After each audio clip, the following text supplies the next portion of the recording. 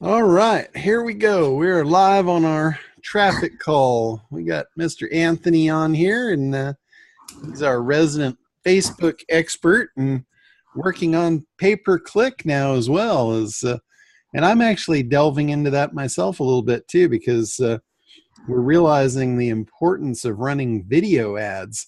And Facebook has an incredible platform. Obviously, you know, they own YouTube, so we got to make friends with them if we want to play that game. So anyway, questions. I know most of you are probably not to the point of traffic just yet, but you know, a lot of times there's questions and stuff like that. I know, Gretchen, you're getting pretty close. I need to schedule a time with you to kind of go over all the little last minute nuances and stuff. And if you don't mind, I'd like to actually do that at some point and record it, so you know, as a training thing. If yeah, that's not a problem. Yeah, yeah, okay, we can talk. You can talk more about that later. Sure. Yeah, because I think that would be a really good learning thing for everybody. You know, because the little things that I'm seeing with yours, I think we're going to see the same thing pretty well across the board.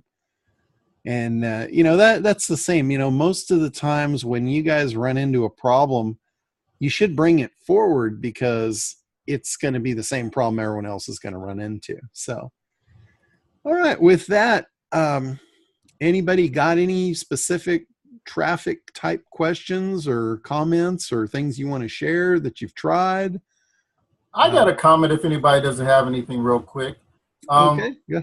And again, these are just, I kind of want to lay out, I guess, John, and to everybody, some protocols or guidelines or basics. So again, if you're going to do the Facebook ads and you haven't created the business manager account, that should be one of your first steps. So, you know, creating that business manager account is one of your first steps.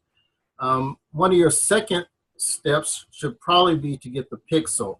And they go together. And John, that's what I was telling you earlier. I'm going to probably create a small video that shows, you know, walks through creating a business manager account and getting the pixel out inside of there. Because here's the thing. Facebook lets you on your have one pixel per account. So if you do it on your personal account and you have two sites, you can't put a different pixel on the different sites. You have to use the same pixel on everything, and that's going to skew the data and make everything very messy. So when you go to Business Manager account, Business Manager will let you create multiple accounts. So you still can do one pixel per account, but you got multiple accounts, which translates for most of you guys in multiple sites if you have, or different funnels, even different avatars. So this gives you that flexibility for that. And the other thing that you can do inside of Business Manager account is you can create 10 pixels right now, and they constantly change, but you can create 10 pixels not connected to anything. So again, the Business Manager account gives you some flexibility that's future-proofing what you're trying, where you might want to go. You may not be there now, but take my advice now. The Business Manager account, get a pixel, and even if you're in the process of developing and building your site, stick that pixel on there because people are finding it. They're going to find it organically and stuff like that, and Facebook is capturing some of that data. So those are the 1 and 2 steps I would definitely make sure I do early. You know, Anthony, I ran into a company, an application called Pixel Your Site. Have you seen that? I'm not familiar with that one. We're using inside of Act ConversionFly, and probably in about 30 days' time, I'll have some training videos on that because ConversionFly, based on what I read about it, you can do a lot of getting the different pages, the dynamic segmenting, all that kind of stuff from one pixel, and that's kind of really what I want to do. But I will look. You said that's called Pixel, Pixel, P-I-X-E-L, Your Site. One of the things that it does, there's a WordPress plugin. Okay. And if you connect it through the WordPress plugin, it makes sure that your pixel is on every page of everything you create on your website. Because sometimes they say, well, you put the pixel on something that you're trying to sell, but you don't put it on any other page. And if somebody just happens to go to that page, you don't know anything about them. So they tend to put it on every site, every page, I'm sorry. And a couple of things on that, guys, for everybody. One, the pixel I used to use for WordPress, they no longer are supporting. It's about 3 years old, so I ditched that. So we do have a recommended WordPress pixel. Again, I'll probably look that up and John send that to you so you can kind of put in the resources to go with that. That's for WordPress. You put the code in there, and it gives you some options on all pages, posts, different settings like that. And that's kind of, Jim, the other part of ConversionFly. ConversionFly wants it to be on all pages, but you can tell it different actions based on a page. So you can say, this is my cart page. And so when people get to my cart page, put them in this group, this bucket. This is my thank you page. When people get to this bucket, put them in this page, put them in a different bucket. And again, guys, as you're learning your funnel and building out this funnel, these are things you're going to do that people get to the cart and they abandon the cart for whatever reason. You can come back to them and retarget them with a specific message. Again, you were in my cart. Was there a problem? Was the checkout issue? You give them that. The people that hit the thank you page probably have converted and bought. So now you bring, like John likes to talk about, you bring the next message. Here's the next item you might want to purchase or look at or be aware of, or that type of thing. So ConversionFly lets you put one pixel, and it gives you inside of it the ability to separate the different pages, at least what I've read so far. So guys, I'm going to test it, work on it, and have some solid information. And if that is not the answer, then we will find one between me and John quickly. I'm sure of that. Yeah, another thing too, I have really been disappointed with the whole pixel thing inside of Facebook. The fact that they only allow you 1 pixel per account is absolutely ridiculous. I mean, they're so far behind the times with that. And there's a company out there called Steelhouse. Yep. And the problem with Steelhouse up until now has been they've only been for major agencies.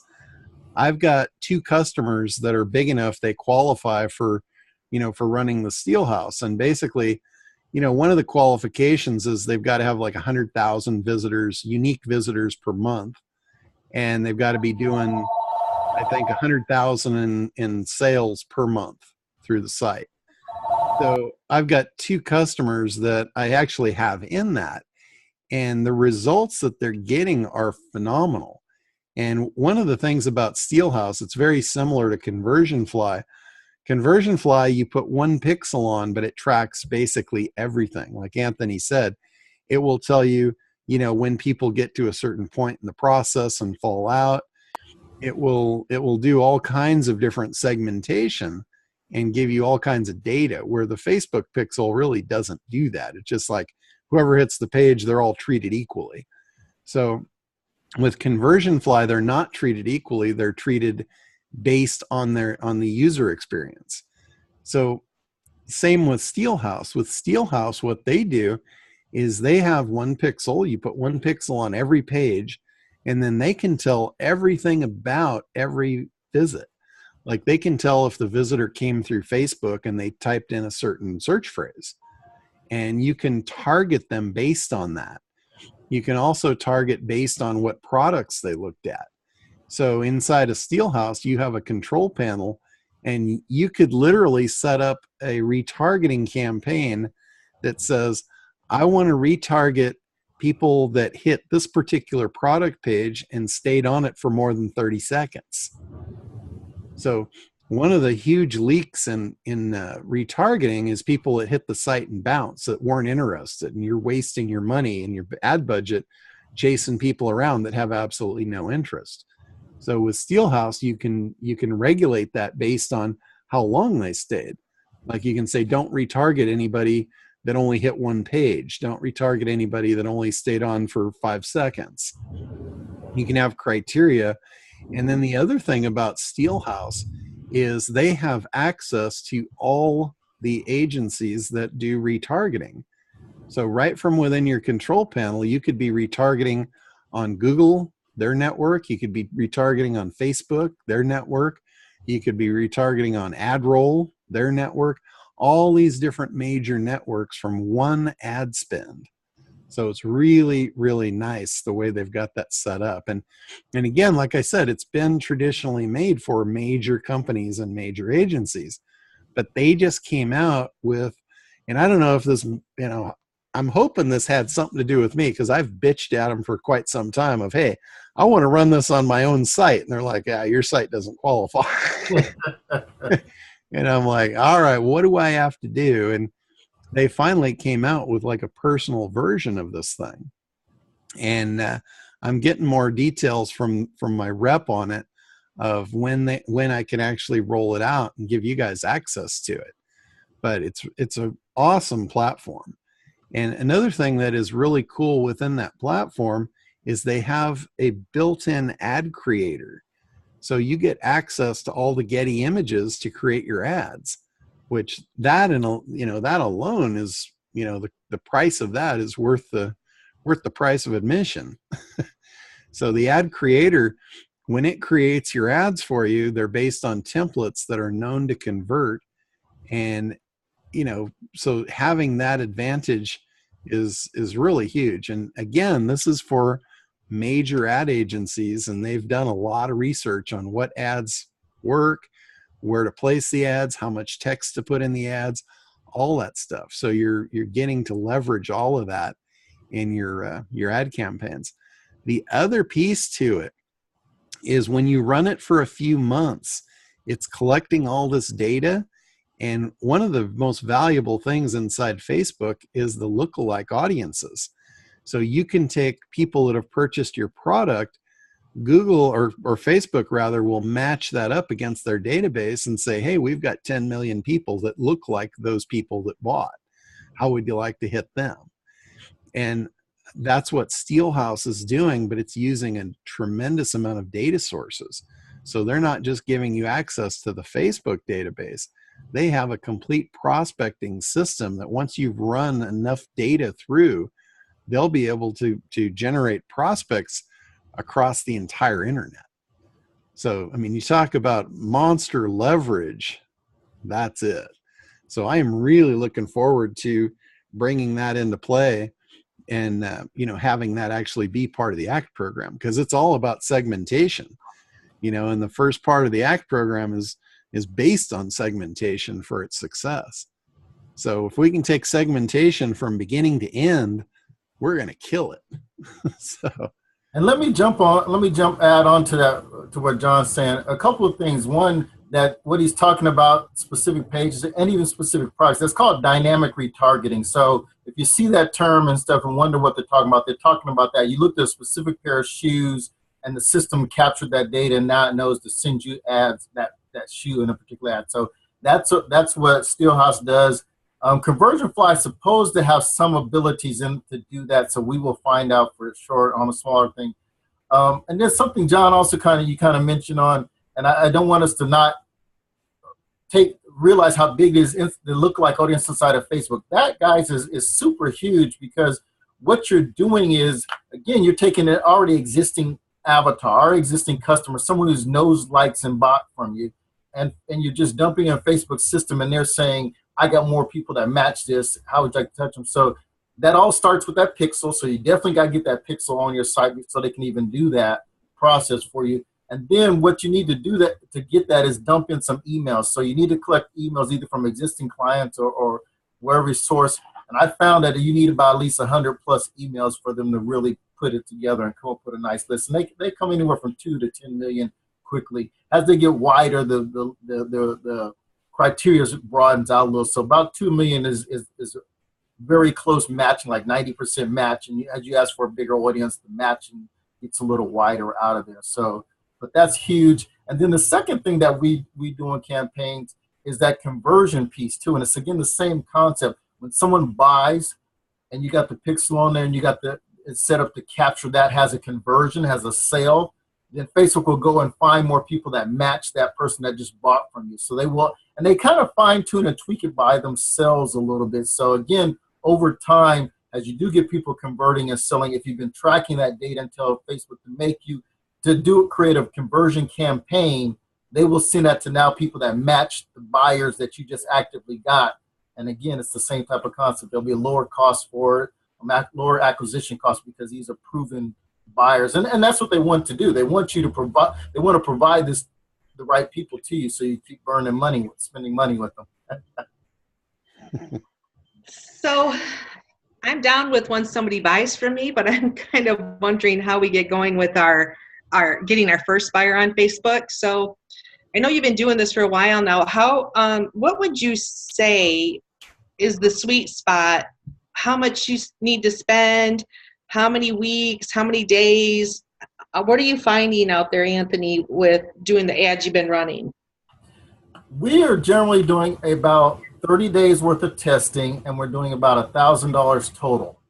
Okay. And we're testing different pieces. So we first come out and test 2 different images, and we run about $300 at that to kind of see what happens, what image is the winning image. Then we take that winning image and we now try 2 different sets of copy, and we go another $300 on that to get that. So now we got an image and copy, and then we'll actually go in there. We'll do audience testing, that either audience or landing page, depending where we feel we're at in that. So, and we'll do another $300 on that. So right at that point in time, we've got a good amount of data that we can work and go with, and then we now start really trying to do a campaign to get results. So the first $1,000, the first 30 days, is really figuring out what the market is resonating with. So you're doing $1,000 for 30 days, breaking it up into, what, 300 a day? $300, and it's not a day, it's just segments, trying to see, because again, part of the problem is you don't know what the cost per click and those type of things are till you do something. So you can say, okay, I'm expecting to be $1 per click type of scenario, but some campaigns I've got at $1.50 now, and then others I got at 30 cents. So, you just you're trying to get enough data. You want like 100+ clicks to go through as a minimum to say, okay, this many people have gone through the system.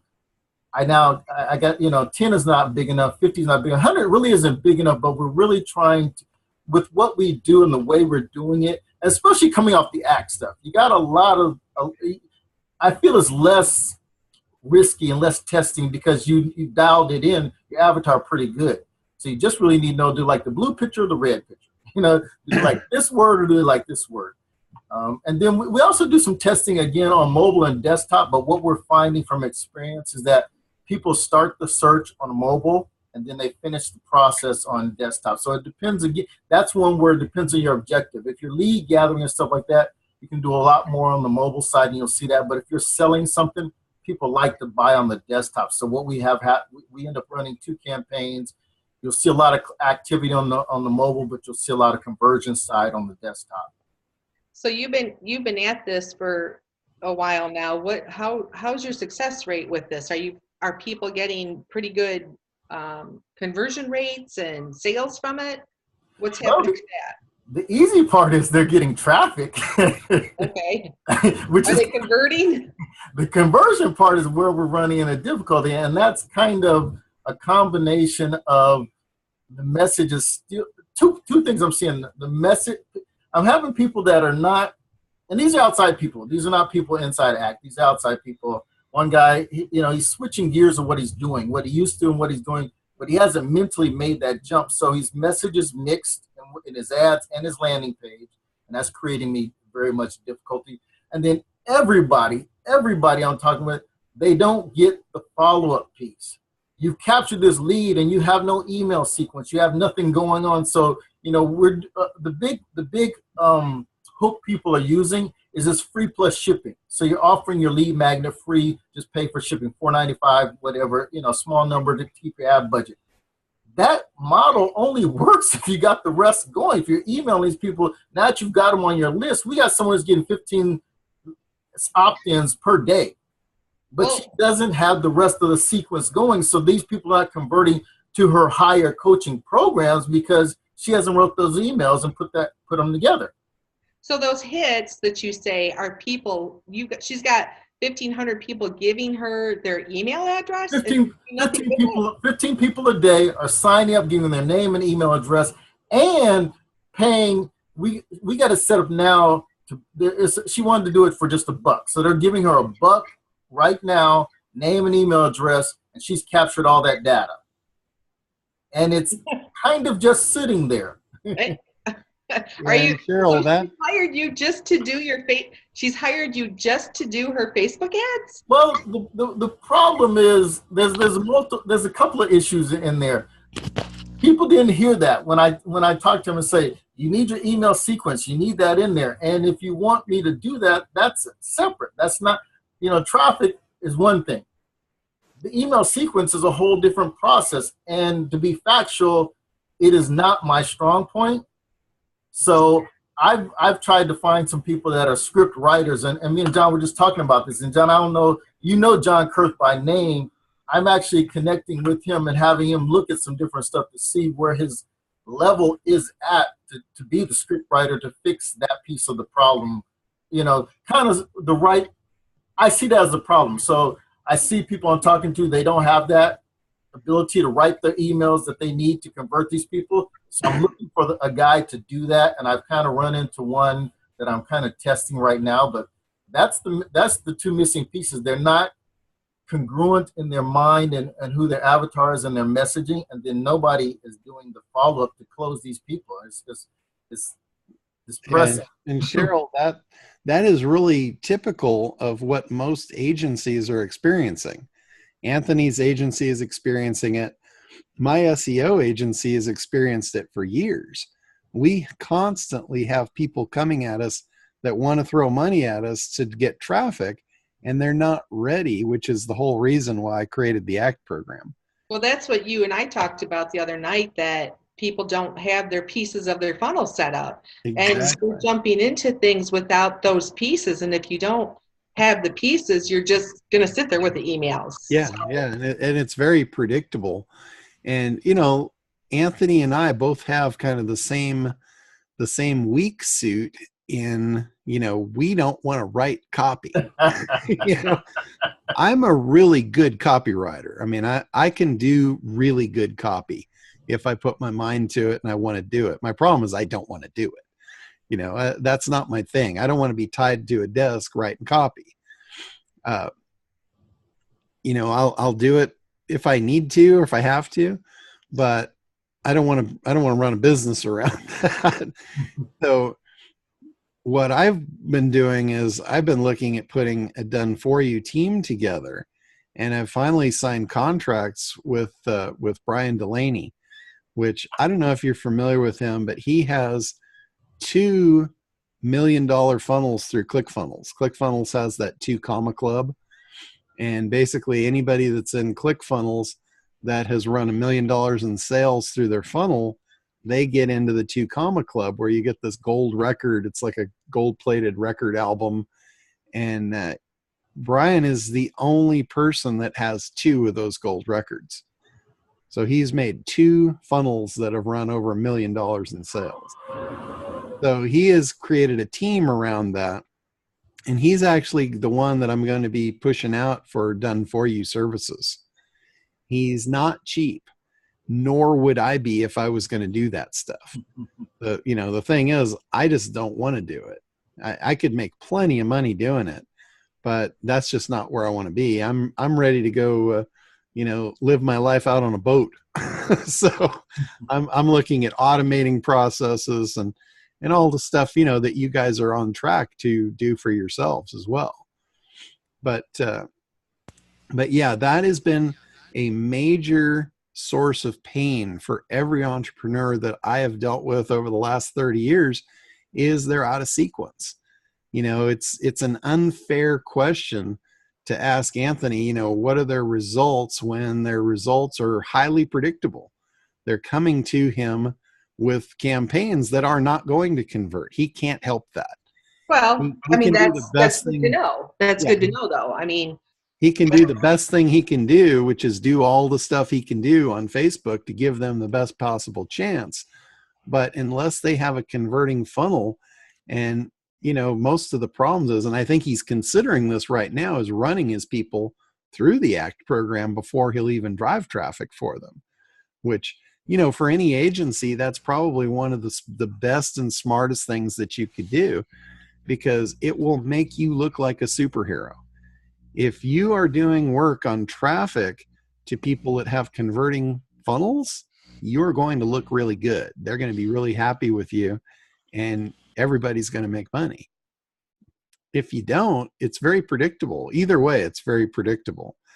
It's like, if you take math, and that's all this is, it's just math. It's knowing your numbers. If you take 0 and you multiply it by 1,000, you still have 0. So Anthony knows if he can take $1 and turn it into 0, and you want to scale that up, he's happy to do it. But, like Brian, his team, he's got one of his $1 million campaigns is a program that is coaching. It's a coaching program. They sell 7-figure coaching. The guy, although he coaches people to get into 7 figures, he couldn't build his own funnel to do that himself. So he hired Brian's team to do that. And they actually have it down to $1 in and $3 out. So for every $1 they spend in Facebook ads, they're pulling $3 out. So that's based on a highly converting funnel. So when you ask, what the numbers are, there really is no average. It depends on the product, how much profit is in the product. If you've got a low dollar product, and even if it's 100% profit, you might have to spend the majority of that in ad spend to get a buyer. And, I've talked about this also, and you need to kind of wrap your heads around this as a business strategy. Your first sale is only client acquisition. That's just where the game begins. You don't necessarily need to make a lot of profit on your first sale. In fact, a lot of companies will go negative on that. They'll use a loss leader to acquire a customer, knowing the lifetime value of the customer is going to be huge. I've used the analogy of the woman that sells the maternity dresses many times now. And we figured out she couldn't make profit selling her dresses, but we used the dresses as strictly a client acquisition tool, made no money on the front end, but we put an 18-year marketing funnel in place on the back end for her, and she made millions of dollars on affiliate commissions with an 18-year funnel. And all she became the expert on the next phase. So when you're working with your avatar on your timeline is where they are currently and where they want to be.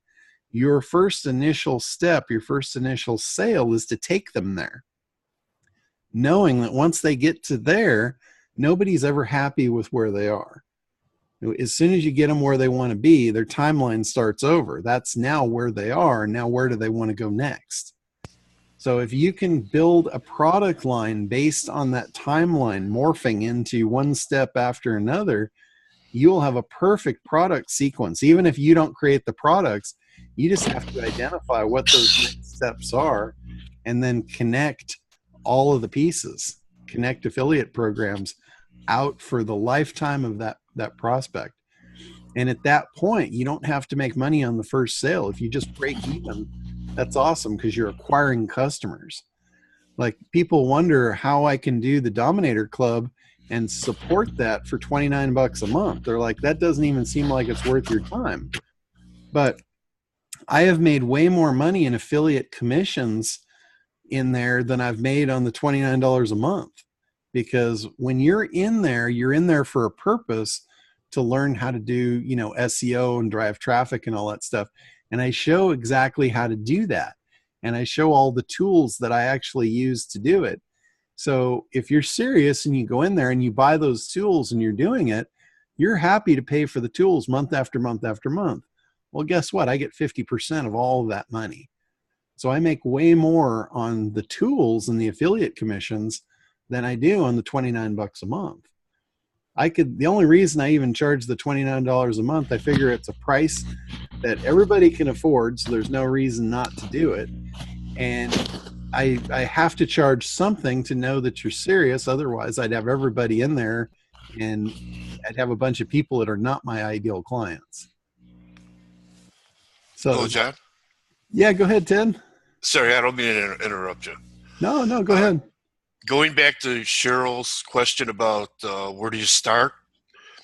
I think you start by building a following first, by maybe boosting posts, asking your people to share your post, and by posting good information, and just build a following before you even start advertising.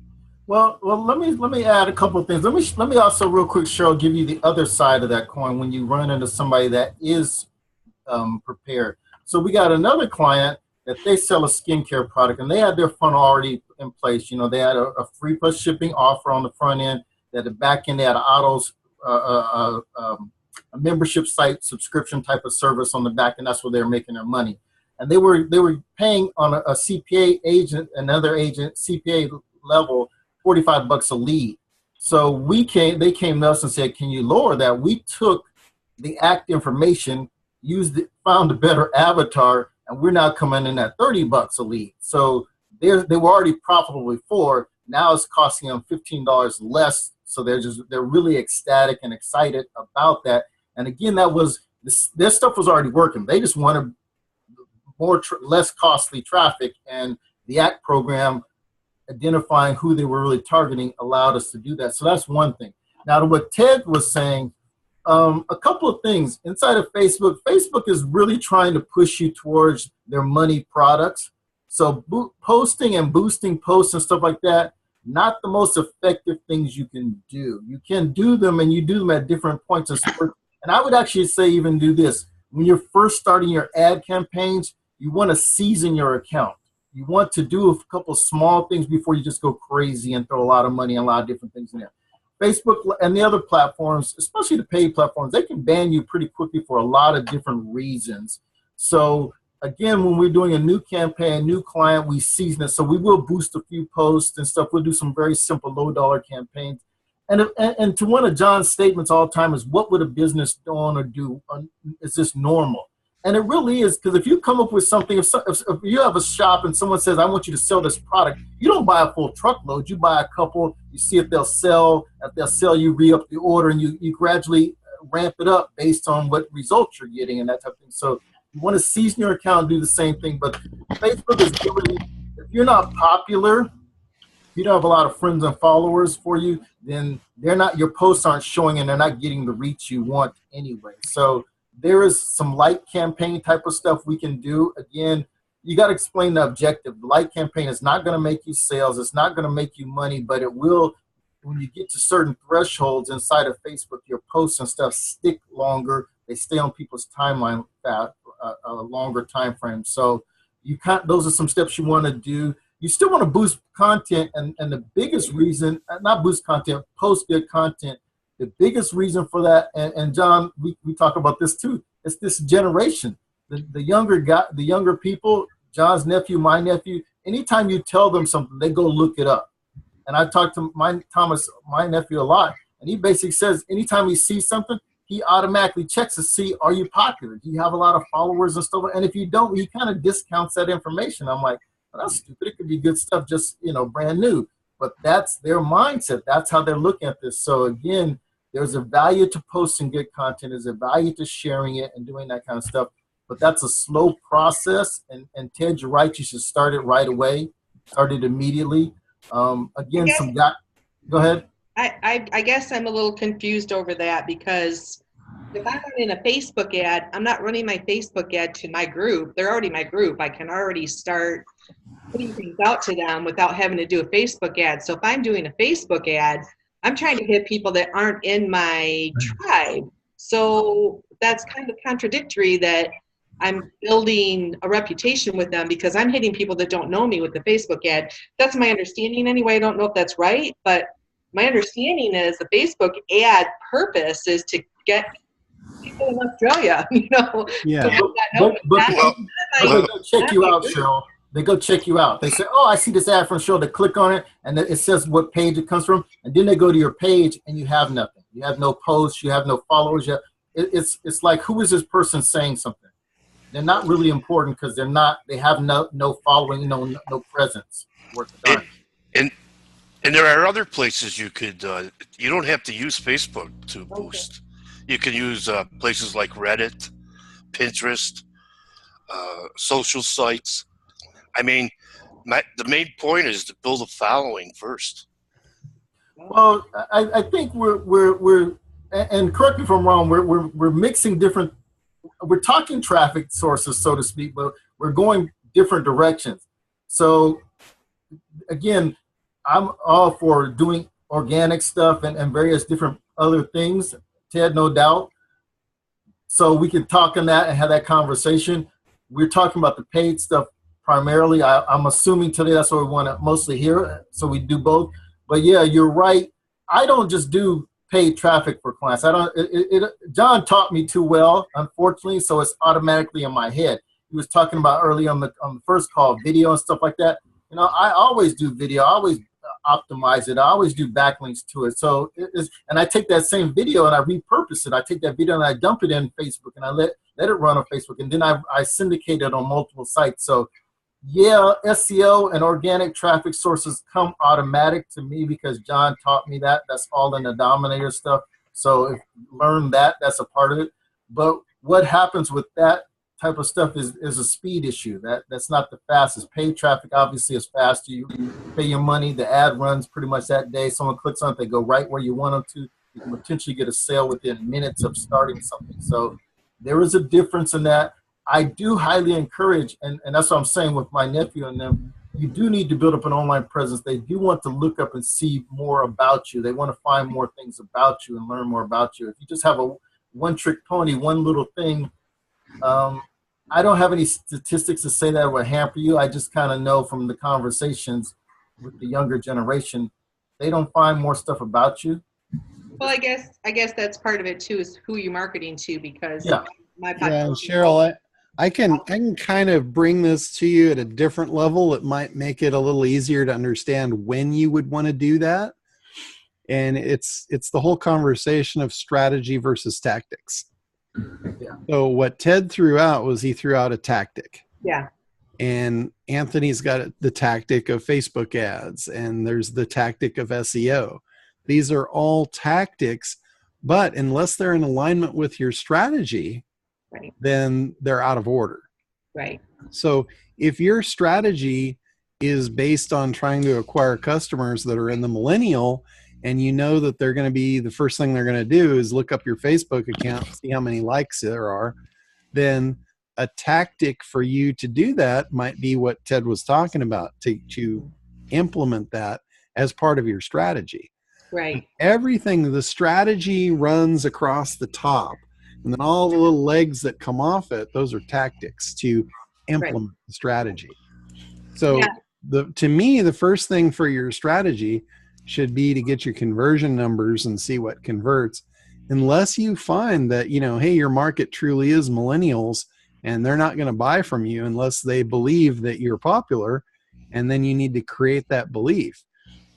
And again, when you make a claim proof benefit, you can claim that you know what you're talking about, but for them, the proof is going to be in the social aspect of how many people follow you, how many people like you.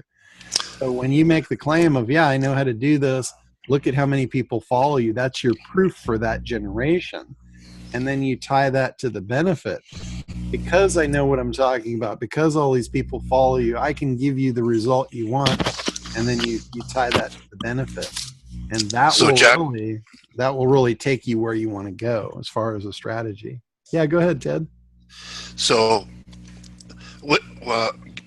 creating a following, the way I use it is I'd like to find out the click-through rates on my posts. So if I have a click-through rate that's over 4%, I know I could run a good ad. So it leads up to the ads. So you use it as a testing strategy? Yes, to see what's going to convert? Okay, yes. Yeah. So again, he's using it as a tactic for a higher strategy. Mm-hmm. So if you didn't have that higher strategy and you go ahead and you use that tactic, you might just be wasting money.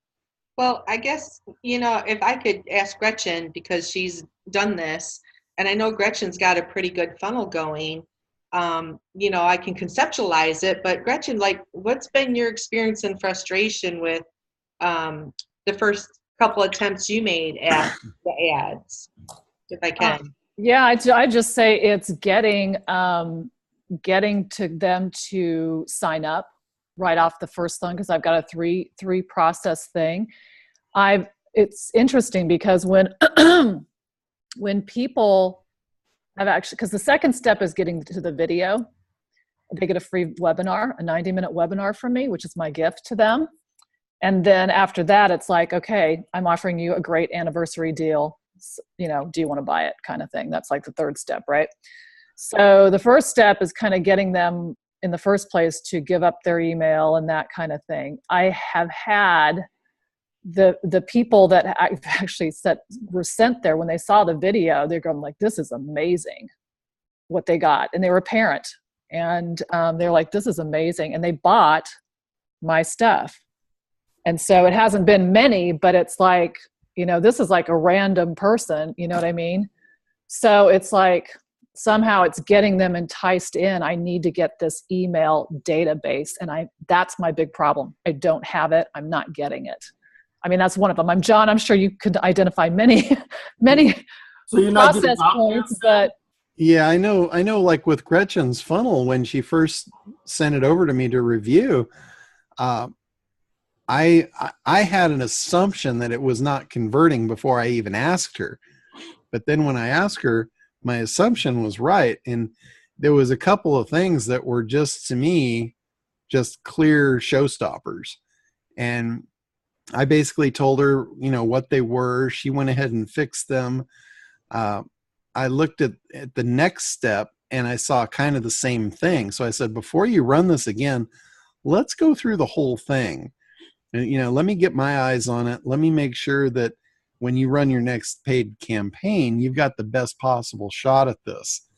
Because a lot of the mistakes that she was making, they're going to be the same mistakes everyone's going to make.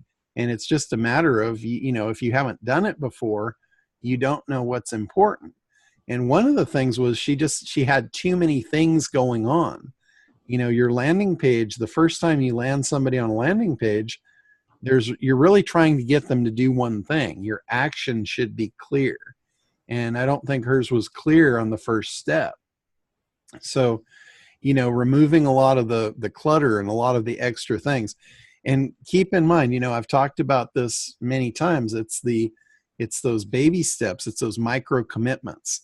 You're just trying to take them one step at a time. If you try and give them too big of a step and they look and they go, I'm not going to make that step. So you've got to get their commitment level in little micro increments to move them through the funnel. And that mirrors kind of what we've been seeing too. Again, like I was saying earlier, that we're sending traffic to a page and that page is convoluted, messages mixed, it's just a lot of things going on. So again, a simplified, you either put your information here or get off the page is really where people need to go to. So go ahead. My question is, so are you getting opt-ins then, Gretchen, or? Well, John and I were kind of fixing and tweaking the last pieces of it before we started running it again. And I think the other thing I'll just kind of throw out there, and this is just from my experience, Cheryl, for whatever this helps you or doesn't. I mean, I get it when people have, because, we're the small business owner, right? And when people have a lot of let's just call it resources and access to cool stuff and to cool technology, I mean, that stuff really adds up fast, right? And so, I can think in my mind of how I'd like to trick stuff out, like super cool, but, and do like the ClickFunnels things and their $300 a month deals. And I just don't, as a business owner, I just can't invest that right now in that until, you start generating something. And I know there's a cost for doing business and stuff. So, I think for me, a big challenge is finding this balance between what can you do kind of on a minimalistic standpoint, but that's enough to make you feel and look like you are, really tricked out like the professionals out there. To me, that's a huge deal for me, so, I'm just kind of like, how can you make it happen and still work? Where you still feel legit and all that kind of stuff, and without spending, like Anthony, I realize, because like you, when you're working with your people and stuff, it's like, oh, $300 to this, $300 to that. I'm going to spend $1,000 this. If I spend $1,000 on every single test, I'm like, you know what I mean? I'm just not probably going to do that at this point in time. That's why, I was like, oh my God, before you ran your first campaign, Gretchen, I wish you would have sent it to me first, because, I could have gotten you through that quicker. And everybody in here, all of you guys that are in the Apprentice program, you should definitely be sending your campaigns through to me to validate before you try and run them. Because I'm going to see stuff in there that, you know, every little tweak you make is going to increase conversion. So the better you are where you start, the faster you're going to get to, you know, where you're going to be profitable.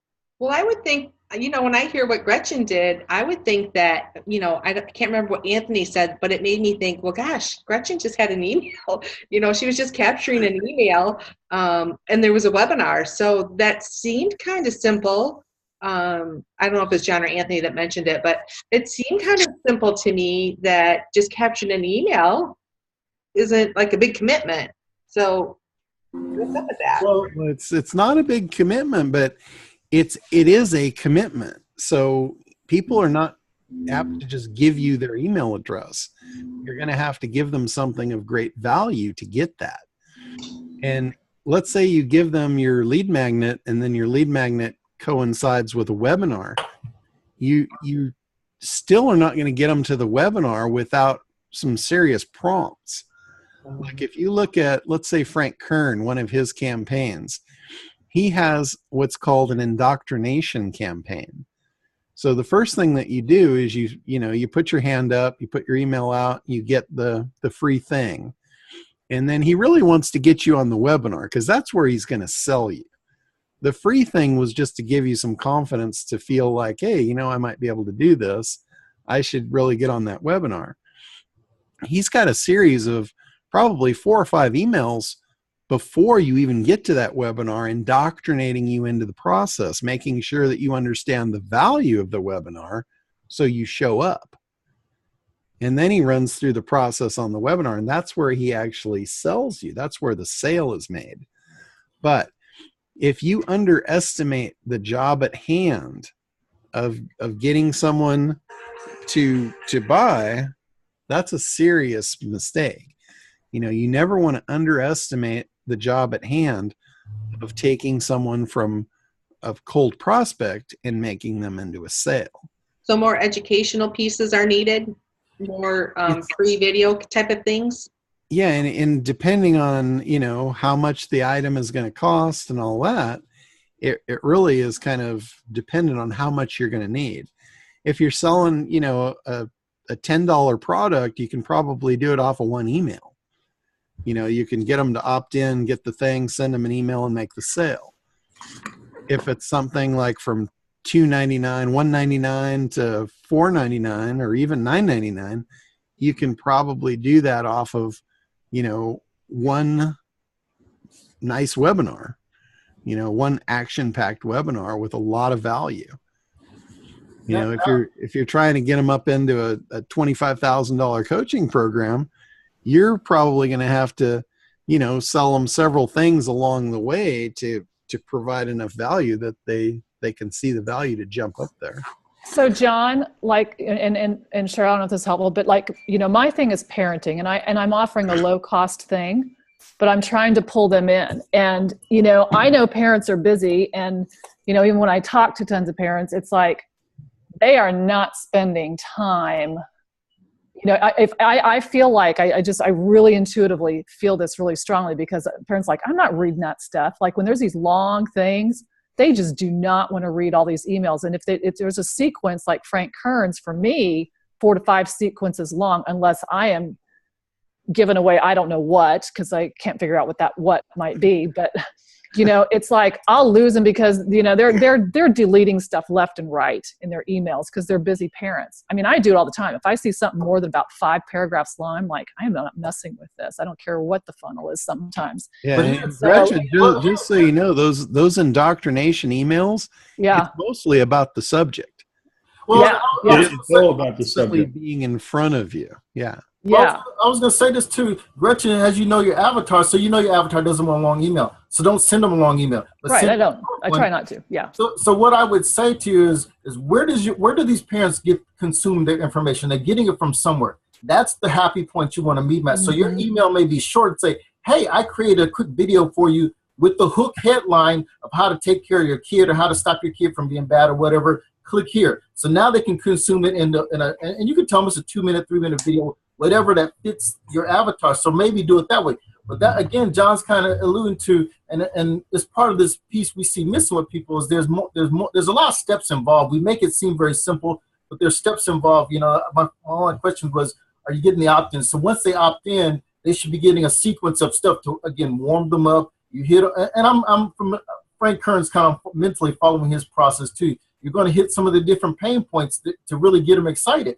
The ones that didn't get to your event, your webinar, the ones that didn't go there, are you hitting them with something? Hey, there's a replay available. You know, John and I talked about setting up the evergreen webinar. So the people that registered but maybe didn't get there, are you touching those guys and sending them to the replay? People that didn't buy, are you touching those guys and sending them to something else, again, very similar? Maybe the price was an issue, so maybe you send the people that were on the webinar but didn't purchase a 10% off coupon or something of some nature. So again, this is what I'm saying. We can send traffic, but there's other pieces of this process that you can your overall strategy you can put in there and make it more successful. So Yeah. I would look to touch all those different areas and add in. And like I say, you know your avatar. You said your avatar is not going to like a long email. That's fine. It doesn't have to be a long email. It just has to catch your attention. And then this kind of goes to, again, the conversation of lead magnet. A lot of times I'm talking to people in the lead magnet. They want to make what they think what they like. And I'm like, no, what do your people want? Where do they consume the information? So same concept. However they're consuming it, that's how you want to meet them there and provide it for them. So I'm not sure, where parents are, but they're getting information somewhere. Oh, yeah. Support something. Real quick, the last thing I want to say is, if you want to, John's looking over the funnel, we can look over your audience, your Facebook audience, and see your targeting, because that may be a factor of why you're not getting the numbers you're expecting. So I'm more than happy to look at your audience. Okay, sounds good. I want to support something that John said. Actually, Frank Kern, when he says 7 emails, I've taken a lot of stuff from Frank. I'm in his mastermind. And he uses 1 email with 7 different headings and first lines in the paragraph. And that's what he tests from. He said you have to have something in the heading that's going to grab their attention. And in the email, you see the heading and you see the first line of text. And he doesn't send out 7 emails. He sends out the first one. And if you didn't respond in some way, he's also using very sophisticated software, which, Gretchen, you said that there's the cost. I will tell you there's a bigger cost that you didn't consider yet, and that's your time. Because under most circumstances, you have to try to figure out how to learn Infusionsoft, which I call Confusionsoft. So it takes you so much time to be able to learn that. But Frank's very specific about it. He knows that you got the email. His system knows whether you opened it.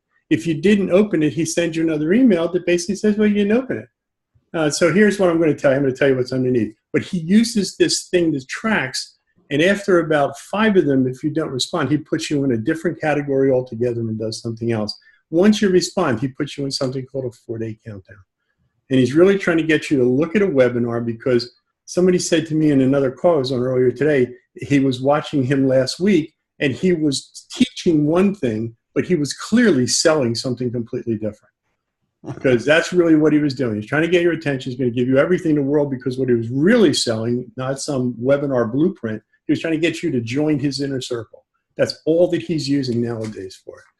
So it's really, and he thinks that I watch him take people's stuff apart when they send in campaigns, and he's very big on, he looks at everything and he'll look at every aspect of it. And a lot of times, when somebody says, well, I just spent $300, he'll say, why did you do that? What you should be doing is taking like one email based on your audience, one thing you're going to go out with, go out and test it.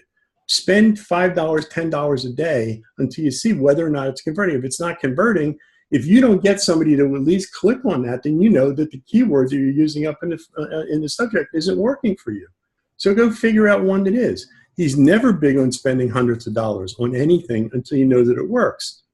But when it works, then you can go out and spend real money, because he thinks you should be able to get at least $1.60 for every dollar you put out. One quick thing too, Gretchen, you said you had a couple of sales. I'm hoping, and if not, you will quickly put your pixel on there on your site, and then set up a conversion campaign, because again, you can do that for minimal dollars, and basically Facebook's only going to show the ad to people that match the people that have already bought from you. So if you have not set up a conversion campaign, that's something, again, it's minimal cost, and it's really going to target people that have, like you say, have bought. So can we, because I think a pixel was assigned when we because you're going to take a look at my my Facebook audience, can we just double check that pixel thing to make sure it's where it's supposed to be? Yeah, that's Okay. not a problem. Okay. Thank you. You know, I wonder also, Gretchen, if because they're busy parents and they don't have the time to read, do they have the time for a webinar? But they probably have time for a podcast from you while they're sitting in their vehicle driving their kids around or coming home from work. So it seems to me like maybe the webinar route might not be the ideal education source for you as opposed to a webinar or a podcast, I mean. Yeah, I'm actually, funny you say that, because today I'm actually signing up for Blog Talk Radio to do podcasting, to get that just there for them, you know, just as a whatever, and do just small segments and stuff like that, so they can do that in addition to whatever else as well. But the webinar is kind of like that big gift. It's like giving them some of your best, juiciest stuff that they're going, oh wow, I haven't thought of that kind of stuff. And then hopefully then they'll look at the package and they'll go, oh my gosh, because it's I priced it way down and I'm going to increase it later on after I run this stuff. But as John had talked, we might need more educational pieces, just because we don't have big followings or we don't have big email lists. So I was just wondering if the podcast would help get them liking what you say. Yeah. In the email. Yeah, and then the podcast, you can launch it on Facebook or Twitter and stuff like that, and kind of that stuff. So yeah, thank you. Yeah. That's a real good idea, Cheryl. I like that podcast. Yeah, you can also have an account on iTunes, which doesn't cost you anything. And they've got the biggest marketing place in the world. Blog Talk Radio is really good if you want to have interactions with people. You can't really have an interaction on iTunes. It makes it really difficult. But they can be really good if you're going to have interaction. By the way, you could also have a webinar. And then you could get your video of your webinar and take the audio track out and create a podcast out of that. Yeah, I mean, ultimately, my goal would be, this is down the road after I've got, more of a following on all this stuff and a lot more an email database, is to create a membership site where it's a monthly membership where, they get conscious parenting and stuff. So it's, kind of like we meet on these things monthly, right? So it's something along those lines is what I really am wanting to do down the road. Yeah, they're calling that a continuity program now. Okay, continuity. And because you're doing something, the thing you got to make sure that you really do is you're thinking about that, is think through it a lot, because it ends up that people generally stay on membership sites about 4 months unless you have some reason that you're keeping them there. So it's got to be new content, fresh content, something else coming up all the time. Mm-hmm. But people don't understand that you should create something once and then repurpose it in every type of media that's around. First of all, people take information in differently. People that are auditory don't care about video. And people that are video don't get it. They want auditory. And people that are kinesthetic don't get either one of those. So you got to figure out how do you get to all three of them? So you can get to all your audiences. And sometimes podcasts are specific to what device do I have and what am I doing? I used to listen to lots of podcasts walking around a supermarket, but I wasn't listening to podcasts if I was sitting in my office. Yeah, one of the things that grabs those kinesthetics is the three-dimensionalizing of the benefits. Actually, you got to start, too, when you talk. You start with kinesthetic. Yeah. First thing you say has got to be kinesthetic or you lose them forever. Yeah. Right. Have you ever felt? That's a good one. Can you imagine? That's another one. Yeah, definitely. Got to start with the touchy-feelies. I think it's the visuals that will wait the longest. I think you address them last. Yeah, I don't know. The last course that I went on, NLP, it was you do kinesthetic, and then you do audio, visual, audio, kinesthetic. Yeah. I looked at that and I said, I'd spend like a year just orchestrating how this whole thing should work. I can't have that much patience. I'll have to keep that in mind too for next week when I go out to Notre Dame. I'm going to have to address the kinesthetics first. All you have to say there is Newt Rockney. Start off with, when I was talking to Newt Rockney, you'll have it. Oh, I might throw that one in. Who knows? All right. Any other stuff? Anybody got anything else? Any questions? Any comments? Anything you've tried or confusion? Anthony, what's your experience with using lookalike audiences? Actually, we've had a real good success with them. They really are. Now, let me clarify that. We had someone that gave us an old database, and it was horrible. And then we had someone that had a fresh current one, and we got good results. So if the emails are 2 years old and longer, not worth it. But yeah, I'm not there. I'm at the one that basically says, build me an audience that looks like Tony Robbins. well, and we've done that in the dating space and the coaching space, and we've actually gotten real good results utilizing those type of things. So yeah, that's something that people, if they haven't gone anyplace before, it's a place to start. It also helps you when you're trying to figure out your audience, because again, some of these people don't know the keywords. Something I'm like, okay, who's the leader in your space? Who's doing what you want to do? And let's again get their followers, because they're already leading the path. They're already blazing the trail. And people are liking them. You just need to siphon some of those followers over. So you combine their traffic flow with John's unique with the Act's unique mechanism. Now they're going to come over to you because they have that interest in what you have, and now you're offering to them. And something I heard the other day, John, is you want to set it up the way you want to talk about something that everybody's doing but not talking about. So instead of your unique mechanism. So if you put that on there and you're siphoning somebody's traffic, like I said, we found it worked pretty good in the coaching and relationship areas. Yeah, well, if Gretchen would go over to TED Talks and find somebody who was talking about parenting on TED Talks, and then go to somebody and say, build me an audience based on this person. It's probably a woman. So build me an audience based upon this person. That might be useful. So how do you do that? Who do you go to say, build me an audience? Would I go Facebook? Because I can think of a couple people that I'm like, oh God, build me an audience like this person on Facebook that has this private group, this following. Well, actually, you can go to somebody like Anthony. Yeah, since we're talking Facebook traffic, this is where we start. So you kind of build this list, and you go into audience insights, and you just start dumping names in there. You know, Tony Robbins, John Assaraf, Brian Tracy, just different people in there, and it's going to start to spit some stuff out at you, and you're kind of playing around and gathering that, and it will also kind of give you a suggest of other people that it thinks fit that mold or fit that in there.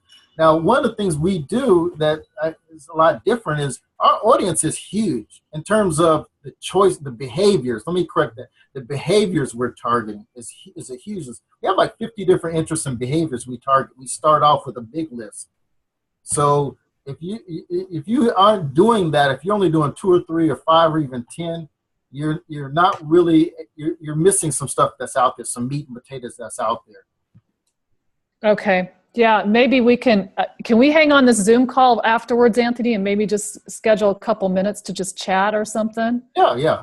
Cool. This is what I'm here for, guys. This the fourth call, I guess, of the month is traffic and answering these questions and using my brain. And so to help me, again, in the group, or to send to John, if you got questions that you want answered before then, if you want me to show you some stuff or see some stuff, again, shoot it to John, shoot it to me.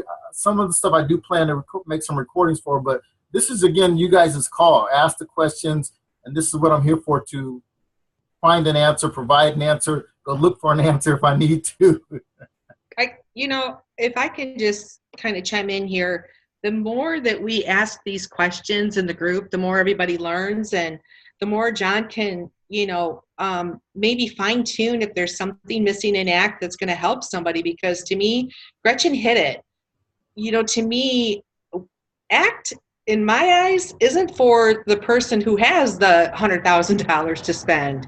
ACT is for the little person like Gretchen and I, who's trying to do what we can to just get a funnel going. And if people aren't asking questions, and if people aren't giving John feedback like, hey, John, this is what I noticed might be missing a little bit in ACT. Like Anthony, you're going through the program, right? You're doing ACT yourself for your business. Yep. Are you giving him feedback on, what you're finding we could sniff up a little, maybe do a quick little video on? Because what we just talked about with the having your funnel set. If people don't have those pieces in play, there's nothing ACT can do to build that for them unless we develop something that says, okay, let's build out your pieces.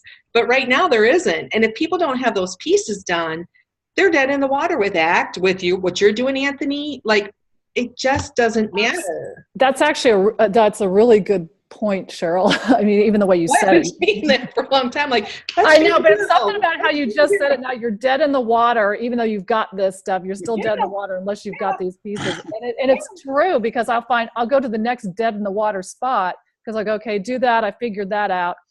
And now I did this wrong, or I did, you know what I mean? It's just those pieces. Yeah. It kind of resonated with me. I think ACT could be people's hero. Like, be their hero. Give them more.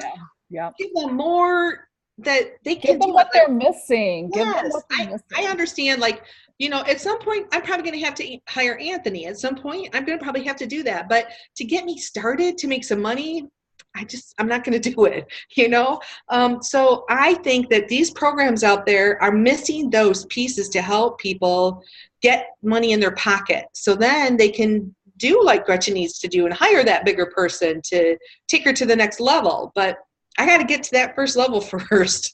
And I think ACT can do that for people if we just touch on some of those areas that we're missing. So that's my bet. I'm off my soapbox. Hey, John, what I'm kind of hearing possibly is maybe in the strategy sessions, simplify the process down to step 1, 2, and 3, meaning, because here's what I'm hearing, okay? If you set up just an email, page 1, an email capture process, and then maybe the next step that goes with that, forget selling something down the line, because that's what we're running. People are capturing some emails, or maybe even in Gretchen's case, not capturing enough emails, but they're really not taking advantage of what they've got. We all talk about the list and the power of it and all that stuff, but people aren't even taking real good advantage of it. Even you aren't, John. I won't put you on the spot, but we've talked about it. You got a great email list, and you occasionally, utilize it to your advantage, but you probably could easily, do a whole bunch of different things with. So does that make sense a little bit to say, okay, step 1 and 2, and this is your goal here, to capture people and to get communicating with people, get into that habit and that process of saying, hey, Cheryl, you opted in because you want to learn how to do this. Let me and give them maybe the education-based marketing concept, because I am finding that again, that's where I'm going. Cheryl, kind of your question, walking through it. I'm finding that by giving and talking and sharing with people, they're asking more and they're wanting more, and it's kind of working through that process. But even I was neglecting my email list, which is now I'm starting to do that. So is there a way in the strategy session, John, to further segment blocks of steps even further down than what you have maybe? Yeah, what I think would probably be really beneficial is maybe doing a webinar on the Script Dominator product, because that's really why I plugged that in as a piece to ACT, because I knew that was going to be a major challenge for people to be writing copy. Mm-hmm. And what that product does is it's got templates for just about everything. Yeah. The problem with it for most people is if they haven't done the analysis, they can't answer the questions in the template for it to put out good output. So it works perfectly with ACT as long as you've done the analysis piece, and then you plug all that into the Script Dominator, and then it will actually output like an email sequence for you. Oh, I like it better than funnel scripts, actually. Yeah. John, it was kind of my assumption that people would use it for that, create all those pieces for their funnel. But again, I think that was an assumption that might have been. Well, the problem is that document wants everything. And so if you haven't done the analysis and got your avatar, if you haven't got those pieces, you can't go, that's a dead in the water spot, because you can't fit out. If you can fill that thing out completely, it does spit out all the pieces across multiple platforms, and it's a go. So it kind of goes right after. It could be a before creation step, kind of, sort of. It is creation, but it's right there. But if you don't have the other pieces, and it is it is intimidating. I'll put that with John. The first time I tackled it, it was like 4 hours worth of work for me. And again, that doesn't, like we were talking earlier, it's That's nothing because you hard. hadn't done your analysis yet. You know? So John, a question for you is that does that script Dominator, is it compatible with Mac? Yeah. Yeah. Is? Yeah, it's, Okay, it's an okay. online product. yeah, it's web-based. It's a really good, guys, if you haven't looked at it and played with it, it's a really good thing. Now, here's the thing. It matched and mirrored the original ACT notebook John gave us. If you have that original one and you go through and answer every one of those questions, when you go into Script Dominator, it'll ask literally the same question, and so you can cut and paste your answers in there, and it'll do that. It works. It matches on that. I still like it. I think it's better than funnel scripts in a lot of areas because it is complete. But keep in mind, it is complete. So if you don't put complete data in, you get crap out scenario. So I So guess are you going to go through a demo of that on like the next call? The Yeah. next Yeah, one or I something? think what I'll do is I can do a webinar on that. yeah, it's a webinar type of thing. I don't think it's Kind of give a walkthrough. Yeah. I'm confused then that, like I'm feeling pretty good about my headlines, what I'm going to bait people in with to click on me. But what I was kind of referring to was what we talked about, John. My medical journal can't be it. What are the next steps? And if I don't have those next steps built out, it really, I'm a one-show pony. Did I say that right? A one-trick pony, yeah. Anyway. Well, it doesn't mean that you have to have all that stuff built out already. Okay. Because as you're selling and you're acquiring customers, you're building your customer list. Okay. So, like I'm always adding new stuff Yeah. to my offerings. So if I was just starting today, I wouldn't have anybody to offer that stuff to. So the first thing you want to do is start acquiring customers, however you have to do it. It doesn't mean that you can't do business until you have your whole funnel built out for, 18 years. yeah. You can start that first piece where you're acquiring those customers and then build it out on the way. Like that 18-year funnel for the maternity dress, that funnel is still being built. As time goes on, you don't have to build 18 years out in advance because you're not going to need those things for 18 years. And they're going to change. And 18 years from now, it's going to be different anyway. So don't worry about that. Just worry about, how are you going to get them in? And then once you do, then figure out what's next for them. And here's something, Cheryl, for you to think about. Two things. One, you don't always have to have your product to solve the answer. So there's affiliate products and stuff there. So again, back to, what problem does your medical journal solve? And then what's the next potential problem they're going to have? And then that's kind of your next product. So that's how I'm thinking. I'm like, okay, if I show you how to create a Facebook ad campaign, that's just the start of the process. Now the next process is, how do I, tweak it and get it running better? How do I get converted? So these I'm creating, but I don't have to have all these. I could actually go find somebody else who has an advanced Facebook ad course and just offer that to my people and say, here's your next level. John wrote a good program. I recommend you buy this and that type of thing. So I can have someone else create it, or I create it myself. And then I think, okay, what's the next problem? Well, they've mastered Facebook. Maybe they want to go to PPC. Maybe they want to go to AdWords. So maybe I throw out, hey, are you looking to increase your market and scale a little more? Pay-per-click, AdWords might be another thing. So constantly keep thinking, what's the next problem they may come up with, and then what solves that problem, and keep working down that level too mentally. The other thing you can do in the downtime of you're creating your funnel and you're putting things out because you're not actually physically working on it all the time. When you're not doing that, you should be creating assets. You should be getting as much content down in as many different media as possible so that, and by the way, I believe that content are assets.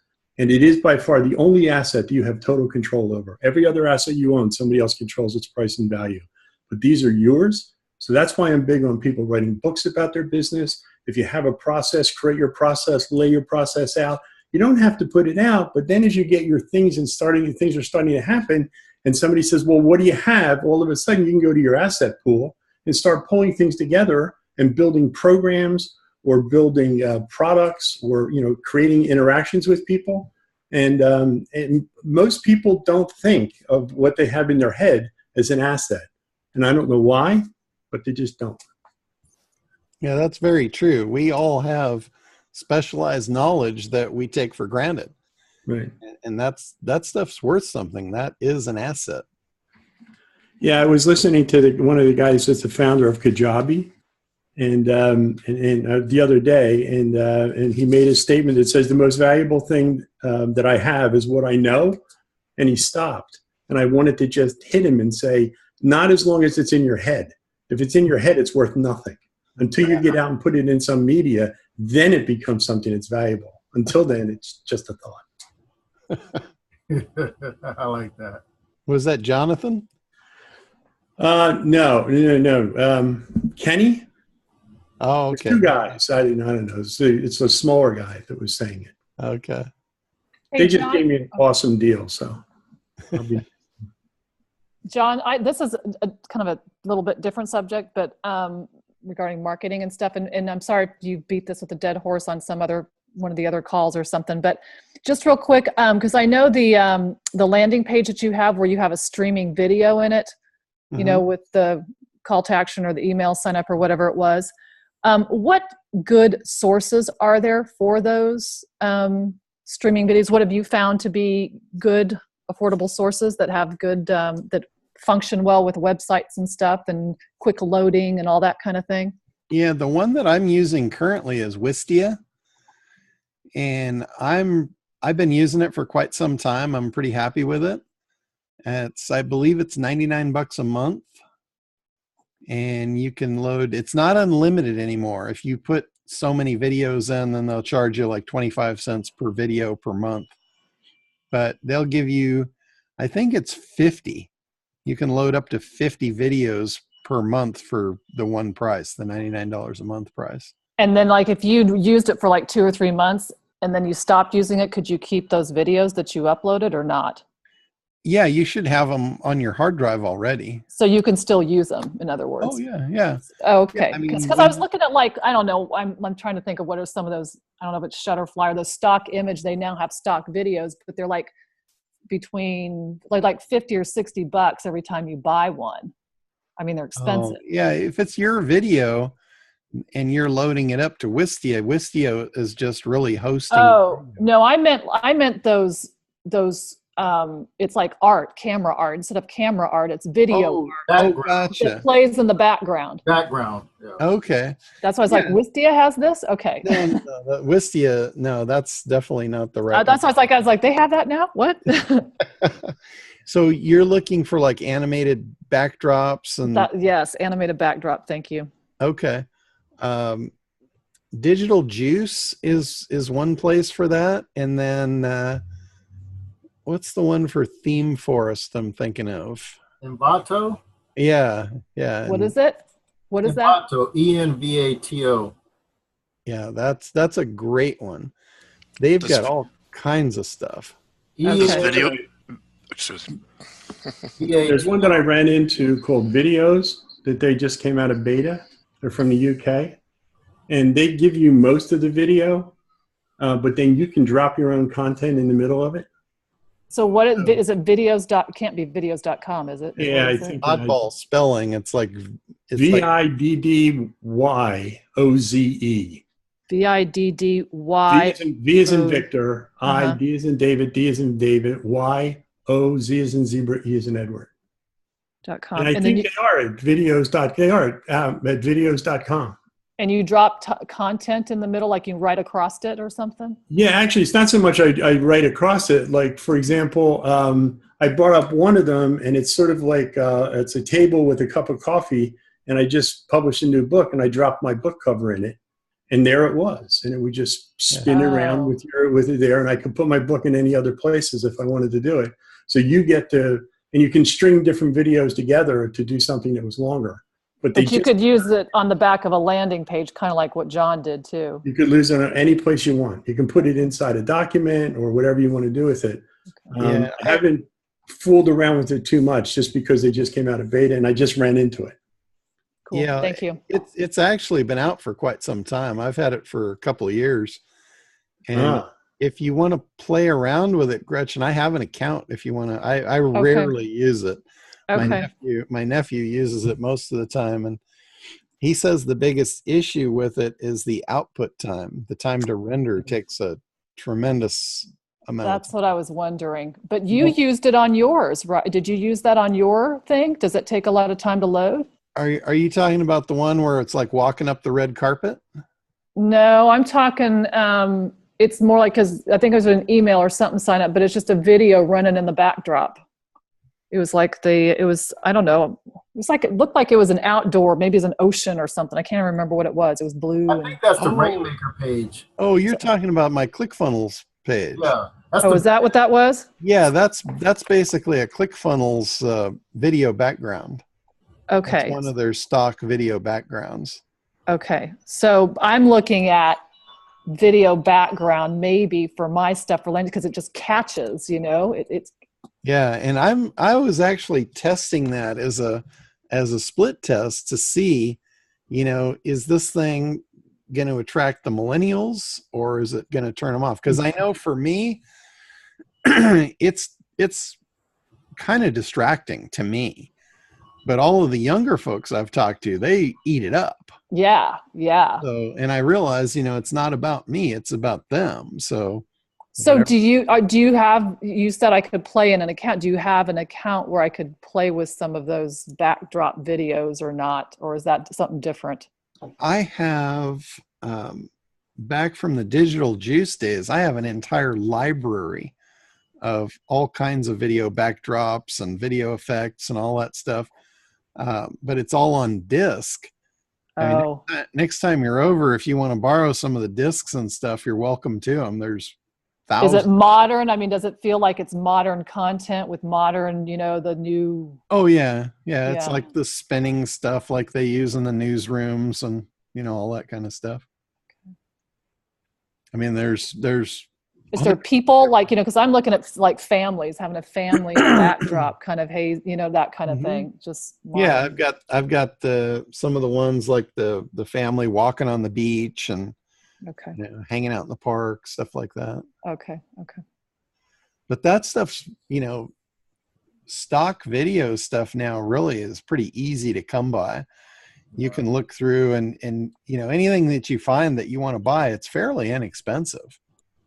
Well, maybe I just was looking in the wrong place or something because I was like, $60 for one video. Are you kidding me? I was like, that's a lot. Because if I wanted 4, I mean, so I don't know, but maybe I'm looking in the wrong place. I'm gonna try some of these other that you guys were talking about, videos and that stuff. So yeah, and like I said, if you want to play with that videos thing, I've got an account. You can you're welcome to play with it if you want and see if you like it.